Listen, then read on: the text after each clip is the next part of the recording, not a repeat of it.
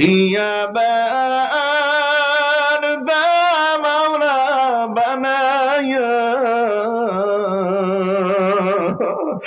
আদর রিয়া মানুষ আল্লাহ বানায়া কেমনে দিবা ওই জাহান্নামে ফালায়া কেমনে দিবা জাহান্নামে